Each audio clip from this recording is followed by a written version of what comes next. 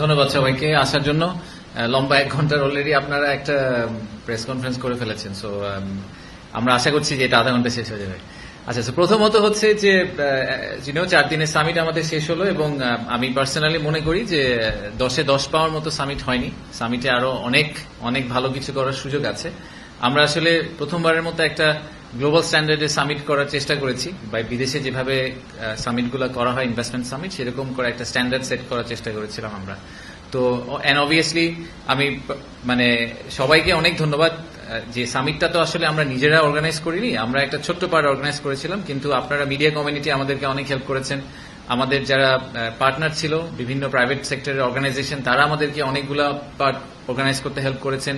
আমাদের যে পলিটিক্যাল পার্টিরা ছিল তারাও আমাদেরকে অনেকভাবে সাপোর্ট দিয়েছেন, পার্টনার করেছেন, ফ্যাসিলিটেট করেছেন, অনেক কিছুতেই হেল্প করেছেন। সো সবাইকে এই আমাদের সামিটটাকে যতটুকু সফল করা গেছে সেইটার ক্রেডিটটা আসলে সবার। ফেইলিয়ার গুলো অবভিয়াসলি শুধুমাত্র বিডা এবং বেজার। নেক্সট টাইম আমরা এটা আরো ভালো করার চেষ্টা করব। একটা ওভারআর্চিং ফিডব্যাক হচ্ছে যে এই ধরনের সামিট এবং যে পরিমাণ আগ্রহ আমরা পেয়েছি, সেখান থেকেও আমাদের একটা টেক হচ্ছে যে এই ধরনের সামিট আমাদের একটা রেগুলার ফ্রিকোয়েন্সিতে করা উচিত সরকারের। সেই ফ্রিকোয়েন্সিটা বছরে একবার হতে পারে বা যে কোনো একটা ফ্রিকোয়েন্সিতে হতে পারে, বাট আমাদের ডেফিনেটলি যে আগ্রহটা আমরা দেখেছি, আপনারা যারা গেছেন তারা দেখেছেন যে ইন্টারকন্টিনেন্টালে যারা রেজিস্ট্রেশন করতে পারেননি, এরকম অনেকে এসে সারাদিন ইন্টারকন্টিনেন্টালে বসেছিলেন যে তারা যদি ইনভেস্টরদের সাথে একটু কথা বলতে পারেন, একটা করিডোর কনভারসেশন করতে পারেন, ইনফর্মাল টক করতে পারেন। So clearly there was a lot of interest. তো আমরা এই ইন্টারেস্টটার জন্য আমরা উই আর ভেরি গ্রেটফুল এবং আমরা চেষ্টা করব যে এই ধরনের সিমিলার ইভেন্ট যেখানে আসলে আমরা পজিটিভ ইন্টারেস্ট এবং মোমেন্টাম তৈরি করতে পারি, এরকম ইভেন্ট আমরা ফার্দার আরো ফিউচারে অর্গানাইজ করার চেষ্টা করব, বা পরবর্তী সরকারের আমি বলবো যে তাদের এটা অর্গানাইজ করার চেষ্টা করা উচিত।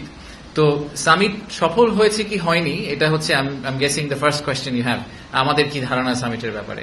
তো সামিট সফল হয়েছে কি হয়নি, এটা আসলে একটা সময় বলে দিবে যে সামিট সফল হয়েছে কি হয়নি। সেটার অনেকগুলা প্যারামিটার আছে, বাট আমি শর্ট টার্মে সামিট সফল হয়েছে কি হয়নি এইটার প্যারামিটারকে আমি 2 ভাগে ভাগ করতে চাই। একটা হচ্ছে কোয়ান্টিটেটিভলি আমরা মনে করছি কিনা, যে পরিসংখ্যান দিয়ে যে সামিট সফল হয়েছে কি হয়নি। হচ্ছে যে সামিটের কোয়ালিটেটিভ কিছু ব্যাপার আছে, সেই ব্যাপারটার উপর ভিত্তি করে সামিটকে আমরা সফল বা সফল বলবো কি না।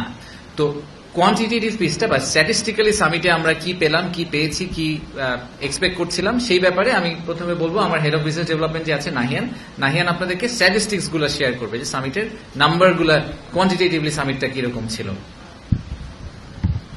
জি, আসসালামু আলাইকুম। আর ধন্যবাদ সবাইকে। আমাদের চেয়ারম্যানও বললেন যে সামিটে আপনারা সবাই অনেক সহযোগিতা করেছেন। আমি তাহলে প্রথমে আমাদের পরিসংখ্যান যেটি আশিক ভাই বললো সেটা আপনাদের কাছে কাভার করে তারপরে আমি ওনাকে করে দিব। তো প্রথম থেকে যদি শুরু করি, আমাদের সামিটের উদ্বোধনী অনুষ্ঠান যেটা ছিল বা ইনঅগ্রেশন সেরেমনি, সেটাতে আমাদের মোট পার্টিসিপেন্ট কতজন ছিল? 710। তো আমাদের উদ্বোধনী অনুষ্ঠানে 710 জন অংশগ্রহণ করে। তার মধ্যে 50টি দেশ থেকে, আমি গতদিন প্রেস কনফারেন্সে বলেছিলাম বিদেশিদের নাম্বারটা 400 থেকে 450-র মধ্যে, এক্সাক্ট নাম্বারটা হচ্ছে 415 জন। তো 710 জনের মধ্যে 415 জন বিদেশি এবং প্রবাসী বাংলাদেশিরা ছিলেন এবং বাকি 395 জন ছিলেন বাংলাদেশি। তো বিদেশিদের পার্সেন্টেজটা হবে হচ্ছে 58% মতো। এর বাইরেও সামিটের এই 4 দিন প্রায় 3,500-এর বেশি মানুষ আমাদের বিভিন্ন যে breakout session, startup connect, round table discussion, এগুলা বিভিন্ন সেগমেন্টে অংশগ্রহণ করে। এই সংখ্যাটা হচ্ছে 3,500-এর বেশি। আমরা যদি আমাদের ব্রেকআউট সেশন এবং স্টার্টআপ কানেক্ট এগুলো মিলিয়ে টোটাল প্যানেলিস্ট বা স্পিকার এরকম কয়জন ছিল এটা দেখি, এরকম সংখ্যা ছিল প্রায় 130। তো 130 জন প্যানেলিস্ট এবং স্পিকার আমাদের এই 4 দিন ছিলেন। এখানে আমাদের পার্টনারদের নাম বলতেই হয়, যারা আমাদের সাথে এই ব্রেকআউট সেশন গুলা অর্গানাইজ করেছে এবং তারা খুবই সাকসেসফুলি এই ব্রেকআউট সেশন গুলো প্রত্যেকেই জায়গা থেকে অংশগ্রহণ এক্সিকিউট করতে সক্ষম হয়েছে। আমি পার্টনারদের নামগুলো খুবই কুইকলি একবার বলে ফেলি। European Union, UNDP, Citi NA bank, HSBC bank, BGMEA, Dutch embassy, Light Castle Partners, Inspira management consulting, Sajida foundation এবং ইবিএল ব্যাংক। এর বাইরে ইন্টারকন্টিনেন্টাল হোটেলে আমাদের চেয়ারম্যান যেটা বললেন, ওই 4 দিনে অনেক এসেছেন ইনভেস্টরদের সাথে করিডোরে কথা বলার জন্য বা ডিসকাশন করার জন্য। আমরা অফিসিয়ালি, আপনারা জানেন যে আমাদের দ্বিতীয় তলায় আমরা মোটামুটি একটা সেকশন দিয়ে দিয়েছিলাম আমাদের অফিসিয়াল ডিসকাশন গুলোর জন্য B2G আকারে। তো আমাদের অফিসিয়াল এরকম মিটিং হয়েছে 150টি। এই 150টি মিটিং এর মধ্যে অনেকগুলো মিটিং এ সারাদিন ব্যাপী আমাদের বাণিজ্য উপদেষ্টা, স্পেশাল অনবয়, বাংলাদেশ ব্যাংকের গভর্নর, এনবিআর চেয়ারম্যান, এরকম অনেকেই সারাদিন ইন্টারকন্টিনেন্টাল হোটেলে ছিলেন। তাদেরকে আমাদের পক্ষ থেকে বিশেষভাবে ধন্যবাদ। এর বাইরে এখন যদি আমরা ইনভেস্টমেন্টের ডিক্লারেশনে, আমাদের সামিটে ইনভেস্টমেন্ট ঘোষণা হয়েছে দুটি, যেটা আমি গতকাল বলেছিলাম, হান্ডা ইন্ডাস্ট্রি এবং সপা। এই দুটির টোটাল ভ্যালু 3,100 কোটি টাকা। এর বাইরেও এমওইউ সই হয়েছে 6টি 4 দিনের সামিটে। আর সামিটের সরকারের পক্ষ থেকে খরচ কত হয়েছে আমি জানি, গতদিন আমাকে প্রস্তুতি করা হয়েছিল। সামিটে সরকারের খরচ হয়েছে, সরকারের পক্ষ থেকে খরচ হয়েছে 1,45,00,000 টাকা, যা আমাদের প্রথম এস্টিমেটের চেয়ে 42% কম।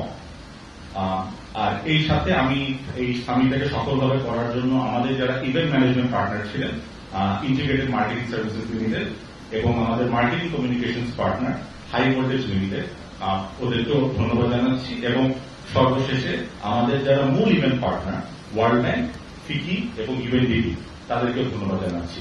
তো এই ছিল আমার পক্ষ থেকে পরিসংখ্যান। এবার আমি চেয়ারম্যানের কাছে করে দিচ্ছি বাকিটুকুর জন্য। ধন্যবাদ নাহিয়ান।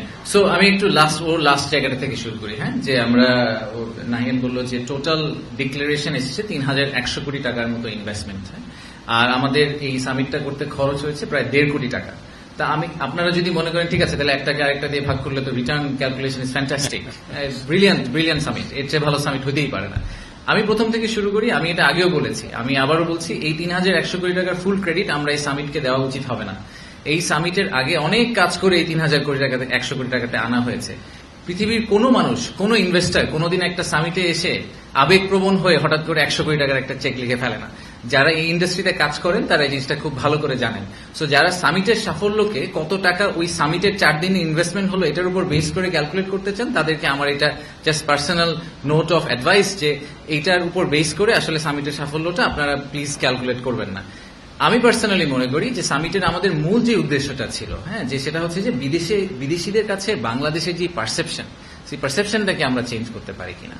তারা যখন বাংলাদেশে আসে, আমরা এটা আগেও বলেছি যে বিদেশিরা যখন বাংলাদেশে একবার ফিজিক্যালি আসেন, তারা বাংলাদেশ নিয়ে যেই ধারণাটা নিয়ে ফেরত যান, ওনারা যখন গুগল সার্চ করেন তো ওনারা ওই একই ধারণাটা পান না। ওনারা যে ধারণাটা নিয়ে এখন ফেরত যাবেন, ওনারা ফেরত যাওয়ার পরে যখন ওনারা ওনাদের বন্ধু বান্ধব, ওনাদের কলিগদেরকে বলবেন যে না, আমি বাংলাদেশে 4 দিন ঘুরে আসলাম, আমি দেখলাম যে আসলে বাংলাদেশ নিয়ে আমরা গুগল সার্চ করে যা দেখছি সেটা আসলে ট্রু না। প্রথম 2 দিন আমরা ওনাদেরকে কি করেছি, 7-8 তারিখে ওনাদের আমরা বাংলাদেশ ঘুরিয়ে দেখেছি যে বাংলাদেশে ফ্যাক্টরি করতে হলে ওই প্র্যাকটিক্যালি ওই জায়গাটা দেখতে কিরকম। 9 তারিখ সকালে আমরা ওনাদেরকে আমাদের ভিশনটা দেওয়ার চেষ্টা করেছি, আমরা কোথায় আছি, কোথায় যাওয়ার চেষ্টা করছি। আর 9 তারিখ বিকাল এবং 10 তারিখে আমরা সারাদিন ওনাদেরকে বিজনেস টু বিজনেস বিভিন্ন ধরনের মিটিং করার সুযোগ দিয়েছি, বিভিন্ন প্রশ্ন করার সুযোগ দিয়েছি।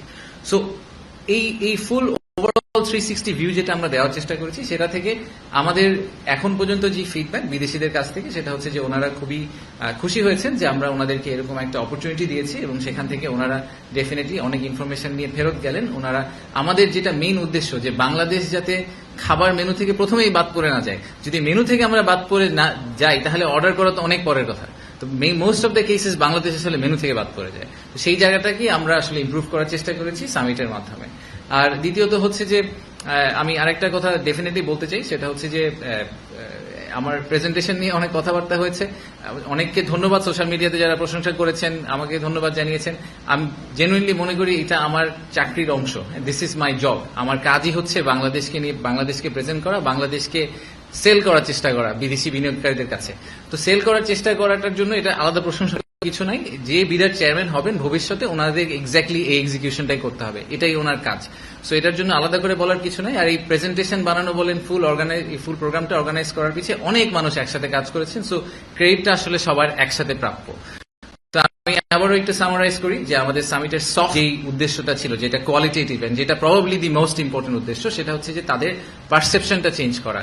আমরা একই সাথে সংস্কারের কাজ করব, একই সাথে আমরা বিনিয়োগ ব্যবস্থার উন্নতি করার চেষ্টা করব, বাট একই সাথে আমাদের একটা পাইপলাইন বিল্ড করতে হবে। কারণ এই ইনভেস্টার 12 মাস পরে যদি বাংলাদেশে ইনভেস্ট করার ডিসিশনটা নিবেন, ততদিনে হয়তো আমরা ইনভেস্টমেন্টের সিচুয়েশনটা ইমপ্রুভ করে ফেলতে পারবো আগামী 12 মাসে। কিন্তু আমরা যদি এখন বলি যে ভাই না, আমার তো ইনভেস্টমেন্টের অবস্থা ভালো না, আপনি 12 মাস পরে আমার সাথে কথা বলেন, আমি এখন আপনার সাথে কথা বলতে চাই না, একটু ওয়েট করেন, আমরা সামিট এখন কেন করলাম, এই কোয়েশ্চেনটা যদি আপনাদের ক্ল্যারিটি চান, সেই ক্ল্যারিটি আমি আপনাদেরকে দেওয়ার চেষ্টা করছি যে পাইপলাইন বিল্ডিং এবং reform they have to go hand in hand, পাশাপাশি প্যারালালি যেতে হবে, যাতে by the time reform is finish the pipeline is big enough, এবং সেটাই হচ্ছে বিজনেস ডেভেলপমেন্ট টিমের কাজ, যে তারা পাইপলাইনটাকে ট্র্যাক করে এমন একটা জায়গায় নিয়ে যাবে যে তখন ইনভেস্টর ইনভেস্ট করতে রাজি হবে। সো এগেন আমি জাস্ট একটু সামারাইজ করলাম আপনাদেরকে। লেটস টেক কিউএনএ, যেহেতু আমাদের হাতে সময় খুব কম, আমাদের হাতে 15 থেকে 20 মিনিট সময় আছে, সো একটু স্পেসিফিক কাইন্ডলি কোয়েশ্চেন করবেন so that we can answer most of your questions. Thank you. Please কোশ্চেনে থাকবেন।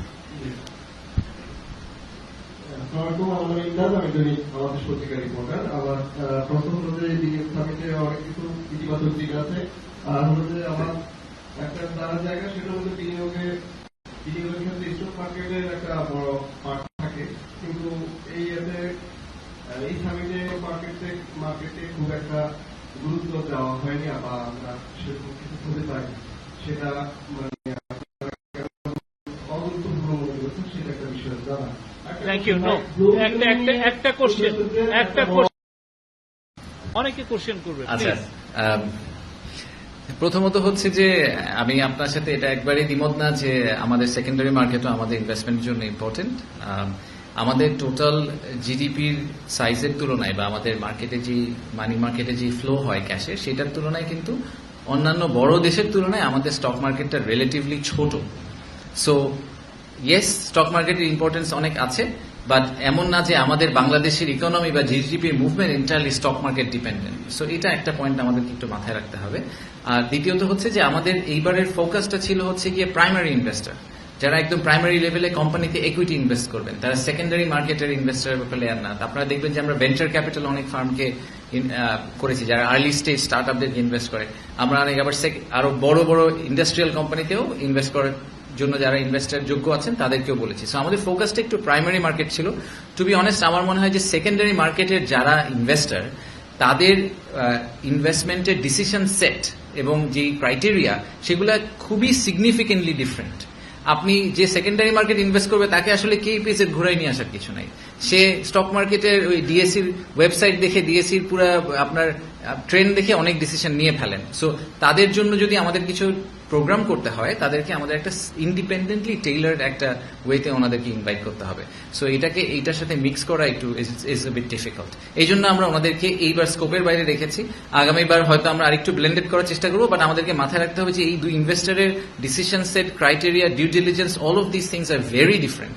সো ওনাদেরকে একসাথে মিক্স করে আসলে খুব একটা লাভ হবে না। আমার নাম শাওন হাসনাত, আমি আছি টিডিএসে। আমি খরচটা আপনারা জানিয়ে দিয়েছেন, এর জন্য ধন্যবাদ। তো আমি যেটা জানতে চাচ্ছি যে আপনারা একটা পাইপলাইন এবং একটা রোড ম্যাপ করতে চাচ্ছি, এই রোড ম্যাপে কারা? আমরা দেখেছি ডিপি ওয়ার্ল্ড এসেছে, ইন্ডিটেক্স এসেছে, হোলসিপ এসেছে, এর বাইরে আর কোন কোন প্লেয়াররা আছে? আচ্ছা, যেগুলো আপনারা দেখেছেন তারা হচ্ছে এত বড় ব্র্যান্ড যে তাদেরকে আপনারা স্পেসিফিক্যালি আইডেন্টিফাই করে ফেলেছেন। তো এরকম একটা বড় লিস্ট অফ ইনভেস্টর আমাদের কাছে আছে, কিন্তু to be very frank, investor যারা ইনভেস্টমেন্ট নিয়ে চিন্তা ভাবনা করছেন, তারা কিন্তু চান না যে ওনাদের নামগুলো পাবলিক ডোমেইনে এরকম বড় করে আসতে থাকুক। সো আমি আসলে পার্সোনালি আপনাকে ডিসক্লোজ করতে পারবো না কোন 20টা কোম্পানি আমার সাথে এই মুহূর্তে কথা বলছে। ইফ দ্য নাম্বার ইজ 20, আমি বলছি না নাম্বারটা 20, বা যতগুলো কোম্পানি আমার সাথে কথা বলছে, তার অনুমতি ছাড়া তার ইনফরমেশনটাও আমার আসলে আপনার কাছে শেয়ার করা উচিত, কারণ উনি তো একটা ইনভেস্টমেন্ট ডিসিশন প্রসেসের ভিতর দিয়ে যাচ্ছেন। যেই নামগুলো আপনারা শুনেছেন, কারণ ওখানে এত সিনিয়র এক্সিকিউটিভ এসেছেন যে সেই কারণে তার নামটা বেশ চালু হয়ে গেছে, but not necessarily what we should be marketing specifically, যে কে কত টাকা ইনভেস্ট করার চিন্তা করছেন বা কি করছেন। এই ইনফরমেশনটা যখন তারা ইনভেস্ট করবেন বা একটা ফাইনাল ডিসিশন পয়েন্টে চলে যাবেন, তখন আমরা সেটা ডিসক্লোজ করতে পারি, যেরকম আমরা হান্ডা বা শপাপের ক্ষেত্রে করেছি। জি, আমি কালীগঞ্জে কাজ করি। আচ্ছা, একটু হাত উঠালে আমার জন্য সুবিধা হয়। Thank you. আমার আপনার কথাগুলোর সাথে আমিও একমত যে ইনভেস্টমেন্টের ফিগার আমার কাছে এখন মুখ্য নয়, কিন্তু আপনি যেটা বলেছেন যে বিভিন্ন কোম্পানি এখানে এসেছে বা তারা আলোচনা করেছে, আমি জানতে চাচ্ছিলাম যে আমাদের জিডিপি ইনভেস্টমেন্ট যে গ্রোথ, সেটার ক্ষেত্রে এই ইনভেস্টমেন্ট সামিট কতটা প্রভাব রাখতে পারে, পরিবর্তন আগামী দিনে হতে পারে।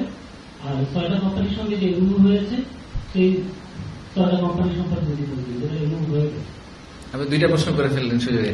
আচ্ছা, প্রথমটা হচ্ছে যে জিডিপির সাথে জিডিপিতে এটার কন্ট্রিবিউশন কিরকম হতে পারে। আমি একটু আগে বলেছি যে এটা সময় বলে দিবে, এই কারণে যে এই যে পাইপলাইনটা আমরা এখন বিল করছি এটার মেটেরিয়ালাইজেশন হবে হয়তো 2026-27 সালে গিয়ে। তো 26-27 সালের GDP to FDI to GDP রেশিওটা যদি সিগনিফিকেন্টলি ইমপ্রুভ করে তাহলে আমাদের বলতে হবে যে আমাদের 2025 সালের সামিটটা আসলে সাকসেসফুল ছিল। এটা আমার কাছে এখন বসে বলা সম্ভব না, নাম্বার ওয়ান। নাম্বার টু হচ্ছে যে ইনভেস্টমেন্ট ডিসিশন শুধু সামিটের উপর বেস করা হয় না, সামিট হচ্ছে প্রথম ধাপ, তাই না? এরপরে আমাদেরকে এই পাইপলাইনটাকে নার্চার করতে হবে। সো সরকারের বিভিন্ন এজেন্সিকে আসলে একই সাথে কাজ করে এই পাইপলাইনটাকে বিল্ড করতে পারতে হবে। এবং তৃতীয়ত হচ্ছে যে আরো অনেক ম্যাক্রো ইকোনমিক ফ্যাক্টর অবভিয়াসলি থাকে। দেশের ইনফ্লেশন একটা ইস্যু, ফর এক্সাম্পল এখন ইনফ্লেশন একটা কন্ট্রোল পজিশনে চলে এসেছে, ইকোনমিক ডেভেলপমেন্ট এবং অনেক ধরনের ফ্যাক্টর থাকে, সেইগুলাকে সবগুলাকে কনসিডারেশনে নিয়ে ফাইনালি এফডিআই নাম্বারটা আসলে ইন্টারপ্রিটেড হয়। সো আমি যদি এফডিআই নাম্বারটা 2026 সালে সিগনিফিকেন্টলি জাম্প করে সেটার পুরো ক্রেডিট যেরকম বিডা বা বেজার নেওয়া উচিত না, আবার যদি সেটা জাম্প কমপ্লিটলি না করে সেটার পুরোটা দোষটাও আপনারা বিডা বা বেজাকে দিবেন না, তখন যে চেয়ারম্যান থাকে তাকে দিবেন না। কারণ এটা আসলে প্রত্যেকের একটা রোল আছে। এই একটা ইনভেস্টমেন্টকে মেটেরিয়ালাইজ করা একদম 0.0 থেকে 100-এ যাওয়ার জন্য প্রত্যেকটা অর্গানাইজেশন, মিনিস্ট্রি, এজেন্সি প্রত্যেকের ছোট ছোট রোল আছে। সবগুলো রোল যদি আমরা ঠিকভাবে প্লে করতে পারি সরকার থেকে এবং প্রাইভেট সেক্টর থেকে, তখনই আসলে ইনভেস্টমেন্টটা মেটেরিয়ালাইজ করবে।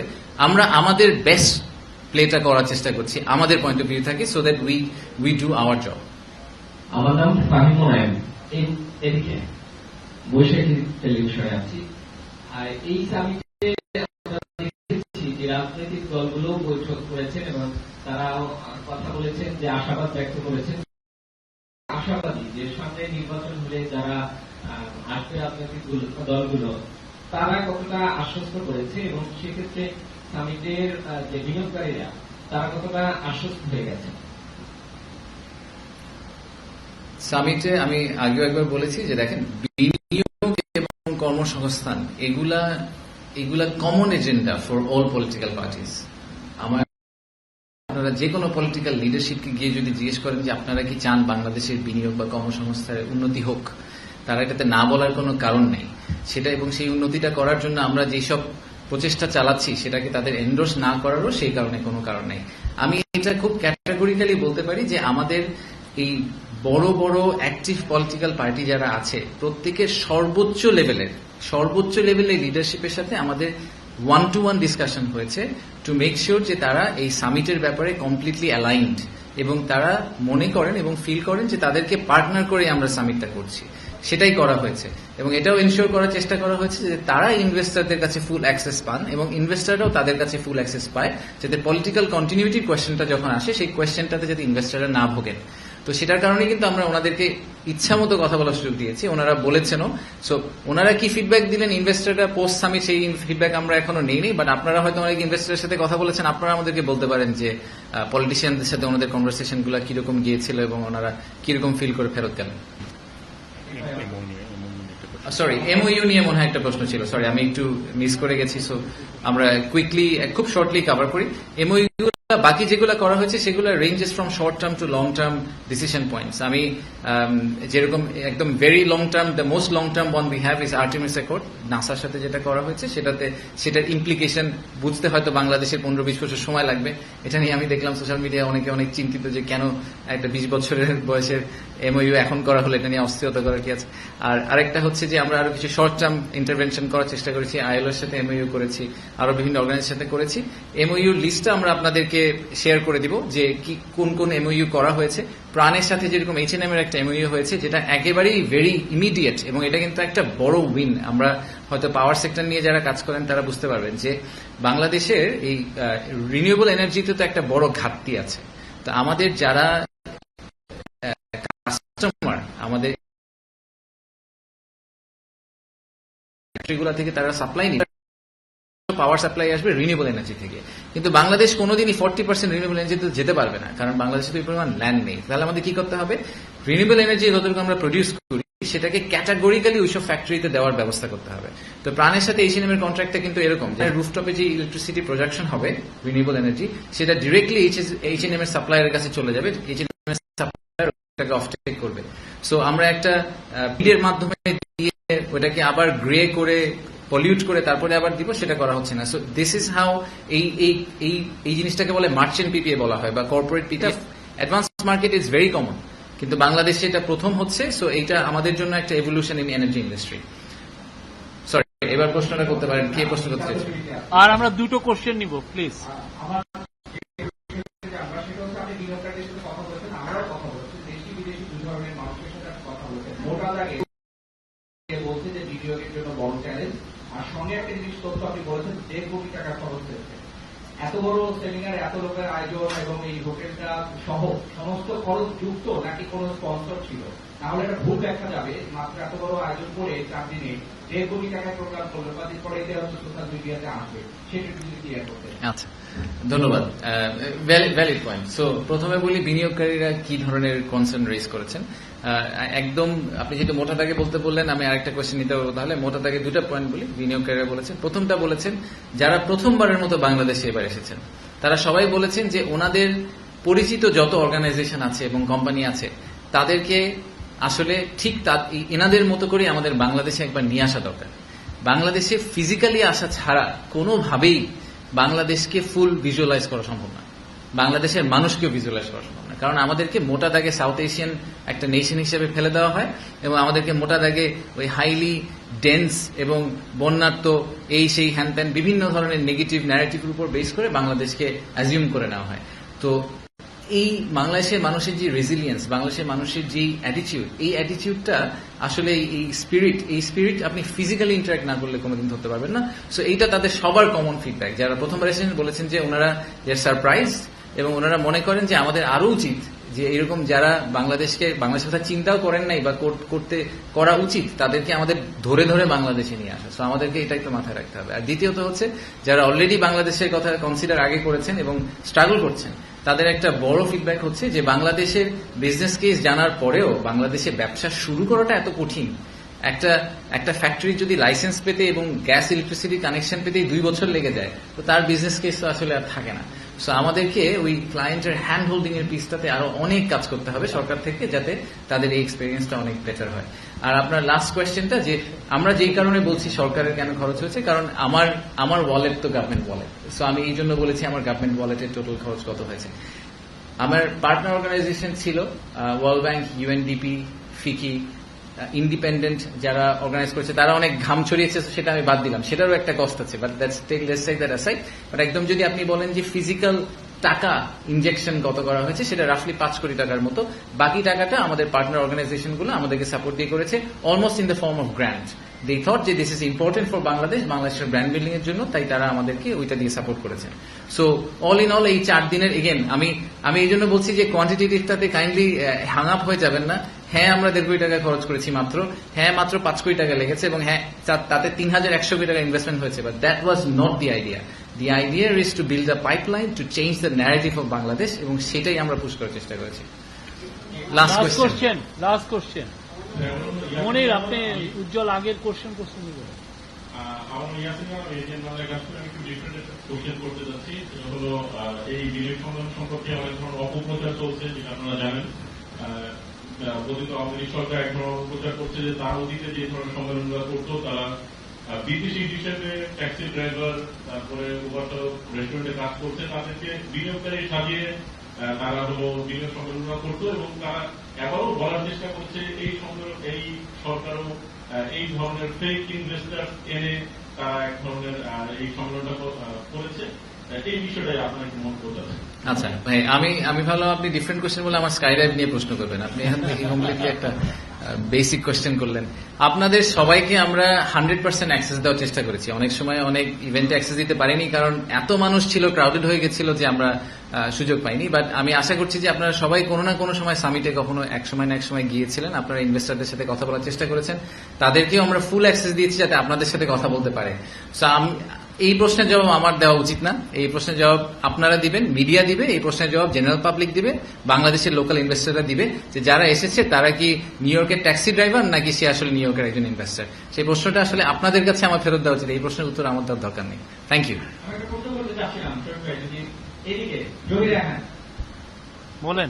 আচ্ছা, সেটা হলো উনি পরবর্তী সংবাদ করা হচ্ছে, সেখানে বিজয় পক্ষ থেকে মানুষরা বলেছেন মেম্বার তিনি বলছেন যে গত যে সামিট আয়োজন করছে কিনা তার অভিজ্ঞতা আছে, তখন অনেক বিনিয়োগ প্রস্তাব আসছে কিন্তু সেটা এখন একটু বিনিয়োগ আসছে, এবার তারা ট্র্যাক করবে যারা ই করবে। আপনি আসলে কোন প্রসেসটা ফলো করবেন যে পটেনশিয়াল বিনিয়োগকারীদের বাংলাদেশে বিনিয়োগ অ্যাকচুয়াল বিনিয়োগে আসতে পারে, এটাই যদি বলতেন।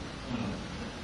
আচ্ছা, আপনি প্রশ্ন না করলে তো আমাদের কোনো সমস্যাগুলো শেষ হয় না, উনি কিন্তু প্রত্যেক সমস্যাগুলো একটা আচ্ছা, সো আপনার দেখেন, আমি খুব একদম ফাউন্ডেশনাল পয়েন্ট থেকে শুরু করি। আমরা যখন সামিটের রেজিস্ট্রেশন নিয়েছি তখন আমরা ক্যাটাগরিক্যালি তাদের ইমেল অ্যাড্রেস, কন্ট্যাক্ট নাম্বার, প্রত্যেকটা জিনিস খুব ডিলিজেন্টলি নিয়েছি, ইচ্ছা করে নিয়েছি, কারণ আমাদের মেইন টার্গেট ছিল যে ওনারা আসুক আর না আসুক, ওনারা যেহেতু রেজিস্ট্রেশন করেছেন তার মানে ওনারা আগ্রহ দেখিয়েছেন, সো ওনাদেরকে আমরা এরপর থেকে একটা কনস্ট্যান্ট কন্ট্যাক্টের মধ্যে রাখার চেষ্টা করবো।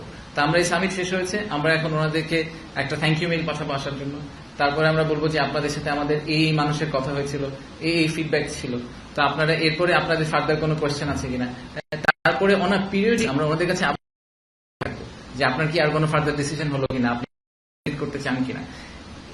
এই business development is a science, এবং business development as a science corporate ওয়ার্ল্ডে খুব কমনলি এক্সারসাইজ করা হয়, ব্যাংকিং সেক্টর এক্সারসাইজ করা হয়, বিভিন্ন সেক্টর এক্সারসাইজ করা হয়। So it's not a rocket science, it's a very simple structured approach. সেই স্ট্রাকচার্ড অ্যাপ্রোচের ভিতর দিয়ে আমরা এই পাইপলাইনটাকে নেওয়ার চেষ্টা করবো। Maybe we will succeed, maybe we will not, but we will try our best যে 100 জন ইনভেস্টরের মধ্যে থেকে অ্যাটলিস্ট আমরা কনভার্ট করতে পারি। আমরা যদি আবারও সেই এক টপিকে, যদিও আমাদের এটা ফেরত যাওয়া উচিত না, এবার আমরা ফেরত যাই যে এই ফুল সামিটে যারা প্রথমবার আসলেন তাদের মধ্যে যদি একটা $100 মিলিয়ন ইনভেস্টমেন্ট হয়, দ্যাট উড বি 1000 কোটি টাকা, 1200 কোটি টাকা ইনভেস্টমেন্ট। একটা 1200 কোটি টাকা ইনভেস্টমেন্ট হয় আমাদের দের আর পার্টনারদের 3.5, টোটাল 5 কোটি টাকার খরচে। That should be a big success for this summit. So I am not worried about the success of the summit from a quantitative point of view. সেটা less important. যেটা ইম্পর্টেন্ট হচ্ছে যে ইনভেস্টরদেরকে আমাদের রাইট এক্সপিরিয়েন্সটা দেওয়া, যাতে ইনভেস্টর ইনভেস্ট করুক আর না করুক বাংলাদেশ নিয়ে দুইটা ভালো কথা বলে, খারাপ কথা না বলে। আচ্ছা, আর আজকে বিডা এবং বেজার এক্সিকিউটিভ কমিটির আজকে মিটিং হয়েছে আমাদের মাননীয় চিফ অ্যাডভাইজারের নেতৃত্বে। ওইখানে অনেকগুলো ডিসিশন, তার মধ্যে একটা ছিল হচ্ছে যে থার্ড টার্মিনাল কত দ্রুত এটা চালু করা যায় সেই জন্য একটা কমিটি করে দেওয়া হচ্ছে, তারা কাজ করবে। আর একটা হচ্ছে যে আপনি জানেন বাংলাদেশে ইনভেস্টমেন্ট অ্যাট্রাক্ট করার জন্য অনেকগুলো এজেন্সি আছে, তো সেইটাকে ইনভেস্টমেন্ট, এই যে অনেকগুলো যে প্রায় 8টা এজেন্সি এটা নিয়ে কাজ করে ডিপার্টমেন্ট, তো সেটা নিয়ে একটা আমব্রেলার আন্ডারে কিভাবে আনা যায় সেটার জন্য একটা কমিটি করার নির্দেশ দিয়েছে। আর চিফ অ্যাডভাইজার আরো কিছু কিছু জায়গায় নির্দেশনা, যেমন নেপালের জন্য একটা এক্সক্লুসিভ করার কথা উনি বলেছেন, প্রসেসিং জন্য ইকোনমিক জোন করার কথা বলেছেন।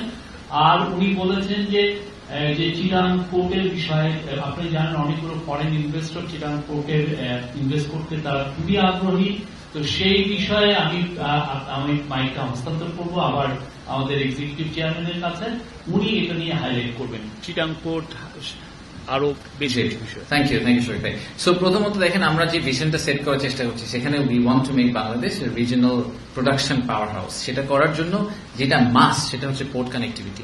পোর্ট কানেক্টিভিটি বলতে আমরা বুঝি যে চিটাগং এ আমাদের যে কয়টা পোর্ট, একটা চিটাগং এর এই মুহূর্তে একটা বড় পোর্ট হচ্ছে চিটাগং পোর্ট, যেটা মেইন পোর্ট এটাকে আমরা বলি। এর সাথে লালদিয়া, পিসিটি, এরকম বেশ কয়েকটা নদীর উপরে পোর্ট আছে, কিন্তু এগুলা কিন্তু সব নদীর পোর্ট, বাংলাদেশে কোনো সামুদ্রিক পোর্ট নেই। So let's start with that. আমরা বে টার্মিনাল নিয়ে অনেক দিন ধরে কথা বলছি, সিঙ্গাপুরের একটা কোম্পানি আছে, দুবাইয়ের একটা কোম্পানি আছে, পিএসএ এবং টিপি ওয়ার্ল্ড, তারা অনেক দিন ধরে চেষ্টা করছে, বাট আমাদের টার্গেট হচ্ছে যে এই সেপ্টেম্বর অক্টোবর মাসের মধ্যে আমরা বে টার্মিনাল ইস্যুটা রিজলভ করে আমরা একটা সিগনিফিক্যান্ট মাইলস্টোন ক্রস করব, নাম্বার 1। নাম্বার 2 হচ্ছে যে মাতার বাড়িতে যে ডিপ সি পোর্ট আছে সেটার আশেপাশে একটা ফ্রি ট্রেড জোন নিয়ে আপনারা দেখেছেন যে এবার ডিপি ওয়ার্ল্ডের চেয়ারম্যান এসেছিল, সেটা নিয়ে আমরা কথা বলার চেষ্টা করছি যাতে বাংলাদেশ ইসেনশিয়ালি বিকামস দুবাই আর সিঙ্গাপুর থেকে আমাদের ডিস্ট্রিক্ট ঘন্টার মতো, রাইট? সো আমরাও কিন্তু technically we can also become another Dubai আর সিঙ্গাপুর, যেখানে আমরা একটা ফ্রি ট্রেড জোনের মতো করে অপারেট করবো, এবং আমাদের একটা ভার্টিক্যাল কানেক্টিভিটিও আছে, নেপাল, ভুটান, 7 সিস্টার্স এবং তার দিকে উপরে China. So we would like to utilise that the most. So এইটা একটা বড় ডিসকাশন পয়েন্ট ছিল আমাদের জন্য, যে পোর্ট এবং এয়ারপোর্ট যেগুলোর দ্বারা আমাদের ওভারঅল কানেক্টিভিটিটা ইমপ্রুভ করবে সেটা আমরা কিভাবে হ্যান্ডেল করছি এবং কত দ্রুত আমরা এই জিনিসগুলার, এই প্রজেক্টগুলাকে এমন একটা পর্যায়ে নিয়ে যেতে পারবো যেটাতে এটা ইটস ফুললি ফাংশনাল। আচ্ছা, দ্বিতীয় হচ্ছে যে বিডার ক্ষেত্রে একটা হচ্ছে যে এফডিআই তে আমরা প্রণোদনা দিতে পারি কিনা, এটা নিয়ে আমরা একটা ডিসকাশন করেছি। যে ধরেন বাংলাদেশি একজন প্রবাসী, নন রেসিডেন্ট বাংলাদেশি, যিনি চায়নায় থাকেন, উনি চাইনিজ ভাষা জানেন, উনি ওনার যেই চাইনিজ কোম্পানি আবার স্পেসের অ্যাক্সেস আছে, এটা বিডার কখনো হবে না, বাংলাদেশের কোনো মানুষের কখনো হবে না। তো উনি যদি একটা $100 মিলিয়ন ইনভেস্টমেন্ট নিয়ে আসেন, তো আমরা তো বাংলাদেশের রেমিটেন্স পাঠালে 2.5% করে ক্যাশব্যাক দিই। ভদ্রলোক যদি $100 মিলিয়ন ইনভেস্টমেন্ট নিয়ে আসেন, তাকে আমরা কেন একটা পার্সেন্টেজ কনসালটেন্সি ফি হিসেবে দিতে পারি না বা প্রণোদনা হিসেবে দিতে পারি না? সো আমরা এরকম একটা মডেল নিয়ে ইন্ডিভিজুয়াল যদি বিদেশ থেকে ইনভেস্টমেন্ট নিয়ে আসেন, নিজে স্বপ্রণোদিত হয়ে এবং ওটাতে উনি ফুল প্রসেসে পার্টিসিপেট করেন, তাহলে ওনাকে কিভাবে আমরা এক ধরনের এই ঠিক অফ রিওয়ার্ড আমরা পুশ করতে পারি। আরেকটা জিনিস নিয়ে কথা হয়েছে, যেটা শফিক ভাই বললেন, যে অর্গানাইজেশন গুলোকে কিভাবে আমরা একসাথে করে নিয়ে আসতে পারি, সেটা আমরা চেষ্টা করছি। এটা নিয়ে আগামী 2 সপ্তাহের মধ্যে একটা হাই পাওয়ার্ড কমিটিকে একটা ফাইনাল ভিউ দিতে হবে যে ওটার চেহারাটা কিরকম হবে, এবং সেখান থেকে আমরা মুভ অন করার চেষ্টা করবো। বেজার আন্ডারে আমরা প্রায় 10টা, আপনাদেরকে আমি আগে বলেছি যে 100টা ইকোনমিক জোনের দরকার নেই, আমরা বেজার আন্ডারে 10টা ইকোনমিক জোনকে আজকে বাতিল করার ঘোষণা নিয়েছি। যে বা সেগুলোর মধ্যে সোনাদিয়া আছে, যেটার কথা আপনারা অনেক শুনেছেন, সুন্দরবনে একটা আছে, অ্যাপারেন্টলি ইকো ট্যুরিজম পার্ক হওয়ার কথা ছিল। সো এরকম বেশ কয়েকটা 10টা টোটাল ইকোনমিক জোনকে আমরা we are cancelling the licence for the economic zone, because we don't think it's necessary. যে কটা আছে সেটা করতে হবে। আর এই সাথে আরেকটা জিনিস নিয়ে আমরা কথা বলেছি, সেটা হচ্ছে যে ভবিষ্যতে যখন ইকোনমিক জোন ডিটারমিন করা হবে, তো সেই ইকোনমিক জোন ডিটারমিন করার যে প্রসেসটা, এটা প্রচন্ড সাবজেক্টিভ এই মুহূর্তে, এবং বেজা ইউনিল্যাটারালি অনেক সময় ইকোনমিক জোন ডিক্লেয়ার করে ফেলতে পারে প্রধান উপদেষ্টার কার্যালয় বা প্রধানমন্ত্রীর কার্যালয়ের সাপোর্টে। বাট আমরা যেটা মনে করি যে এটা করলে যেটা সমস্যাটা হয়, সেটা হচ্ছে যে ইকোনমিক জোন ডিক্লেয়ার করার পরে যখন গ্যাস, পানির এবং মিনিস্ট্রি অফ এনভায়রনমেন্টের কাছ থেকে এনভায়রনমেন্ট পারমিট নিতে যায়, ওই পারমিশনগুলো আর পাওয়া যায় না এবং তাদের থেকে ওই বাইনগুলো থাকে না। তো আমরা বলতে চাচ্ছি যে ইকোনমিক জোন ডিক্লারেশন প্রসেসের ভিতরে একটা ইন্টার মিনিস্ট্রিয়াল কনসালটেশন হওয়া উচিত এবং অন্যান্য মিনিস্ট্রির বাইন থাকা উচিত, এবং তাদেরকেও একসেপ্ট এবং কমিট করতে হবে যে হ্যাঁ, আমি যদি এই ফেনীতে একটা ইকোনমিক জোন করি, তাহলে ফেনীর ওই ইকোনমিক মিনিস্ট্রির এনভায়রনমেন্ট ক্লিয়ারেন্স দেওয়ার দায়িত্ব মিনিস্ট্রি অফ এনভায়রনমেন্টের, এরকম প্রত্যেকে ফুল কমিটমেন্ট নিয়ে তারপরে আমরা ইকোনমিক জোন ডিক্লেয়ার করব, তার আগে আমরা ডিক্লেয়ার করব না। কারণ সেটা করার পরে এই যে আমরা বছরের পর বছর ধরে ঝুলে থাকি, আমরা ইনভেস্টরদেরকে অ্যাক্সেসটা দিতে পারি না। সো এগুলো হচ্ছে সাম অফ দ্য কি ডিসিশনস মেড। এবং আচ্ছা সরি, হ্যাঁ, ওয়ান স্টপ সার্ভিস নিয়ে অনেক লম্বা কথা হয়েছে আজকে। আমরা এই ওয়ান স্টপ সার্ভিস নিয়ে অনেকদিন ধরে ঘুরপাক খাচ্ছি। তো একটা বড়, আমি সাথে কথা বলে সবসময় যেটা শুনি, সেটা হচ্ছে এখানে 2টা সমস্যা। একটা হচ্ছে যে ওয়ান স্টপ সার্ভিস, যেটাকে আমরা ডিজিটাল বলি, এটা এখন অনেক ক্ষেত্রেই ম্যানুয়াল। তাদেরকে ম্যানুয়ালি বিভিন্ন জায়গায় গিয়ে কাজ করতে হয়। তো প্রধান উপদেষ্টা একটা নির্দেশনা দিয়েছেন যে কোনো সার্ভিস যেটা ম্যানুয়াল বা তার পাশাপাশি ডিজিটাল সার্ভিসও সফটওয়্যার সার্ভিস আছে, সেখানে ম্যানুয়াল সার্ভিসটা আগামী 1 মাসের মধ্যে বন্ধ করে দিতে হবে। Everything will be digital. তাতে যেটা সুবিধা হবে সেটা হচ্ছে রেন্ট সিকিং বিহেভিয়ার সিগনিফাই যাবে। আর দ্বিতীয়ত হচ্ছে যে উনি বলেছেন, যেটা আমাদের প্রস্তাব ছিল, যে ইনভেস্টরের পয়েন্ট অফ ভিউ থেকে সে একটা সিঙ্গেল পজিশনে তার ল্যান্ড করা উচিত, তাকে একটা সবসময় একটা সিঙ্গেল ওয়েবসাইটে যেতে হবে। সো আমরা ওটাকে ধরেন যদি বলি বাংলাদেশ ইনভেস্টমেন্ট পোর্টাল, সে বাংলাদেশ ইনভেস্টমেন্ট পোর্টালে লগ ইন করবে, তার যার কাছে সার্ভিস লাগবে সেটা ব্যাক এন্ডে সরকার ম্যানেজ করবে। তার যদি ব্যবসার সার্ভিস লাগে, তাহলে ওই সফটওয়্যার তাকে ব্যবসার রুটে নিয়ে যাবে, বাট তার জন্য একটা সিঙ্গেল ইন্টারফেস করতে হবে। এখন যেটা হয়, আপনার ট্রেড লাইসেন্স করতে গেলে যেতে হয় আরজেসির ওয়েবসাইটে, আপনার ল্যান্ডের মিউটেশন করতে হলে যেতে হয় ল্যান্ডের ওয়েবসাইটে, আপনাকে ব্যবসা সার্ভিস পেতে হলে যেতে হবে ব্যবসার ওয়েবসাইটে, বেজা সার্ভিস পেতে হলে বেজার ওয়েবসাইটে। None of these are realistic. যে কোনো ইনভেস্টরের জন্য এটা প্রচন্ড পেইনফুল, স্পেশালি বিদেশিদের জন্য আরো পেইনফুল, কারণ ওনারা বুঝেনি না যে কোথায় থেকে শুরু করতে হবে।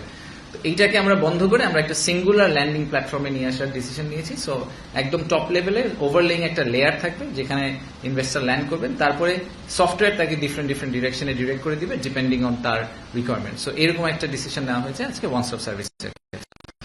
তো এগুলোই মেজর ডিসিশনস, বাট আমাদের এই ডিসিশনটাও নেওয়া হয়েছে যে গভর্নিং বোর্ডের মিটিং, আপনারা জানি না ওনাকে জানেন কিনা, যে বেজা আর বিডার শেষ গভর্নিং বোর্ড অগাস্ট 2020 সালে, পিপিপি অথরিটিটা হয়েছে 2019 সালে, আর বেবজাটা সম্ভবত 2018 সালে।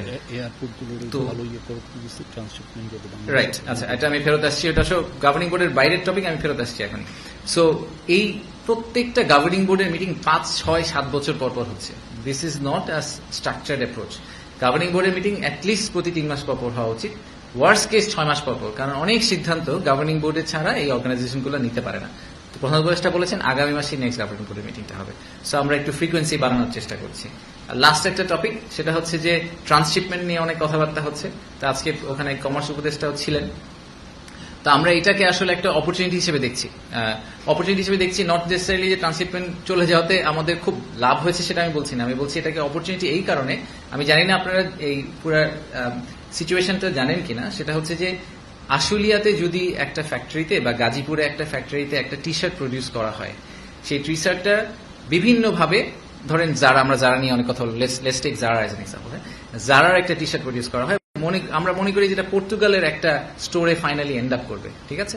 সে কি করবে, তার হাতে কয়েকটা অপশন আছে। একটা হচ্ছে সে আশুলিয়া থেকে ঢাকা এয়ারপোর্টে আসবে, তারপর ঢাকা এয়ারপোর্ট থেকে ফ্লাই করে পর্তুগাল যাবে, পর্তুগাল যেয়ে বা পর্তুগালের কোনো ওয়্যার হাউসিং একটা সিটিতে যাবে, সেখান থেকে স্টোরে চলে যাবে।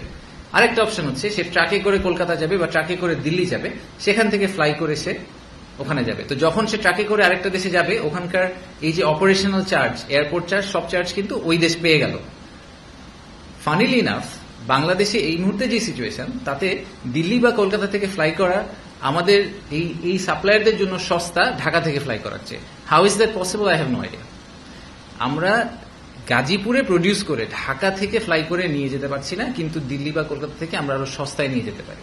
এই কারণে লোকজন ট্রান্সশিপমেন্ট করতে চায়।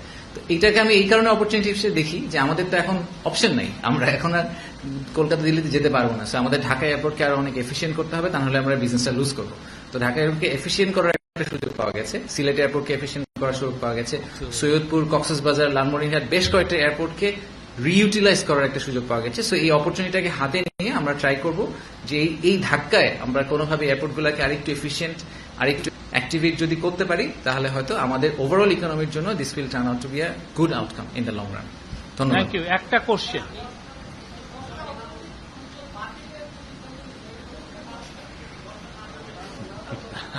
নামগুলো আমরা দিয়ে দিব, আমরা নাম দিয়ে দিব, ডোন্ট ওয়ারি।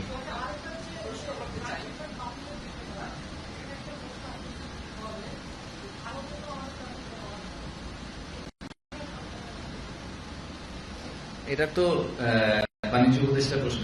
হ্যাঁ, উনি পরে বলবেন, ওনাকে জিজ্ঞেস করুন। ধন্যবাদ। এটি ভাই,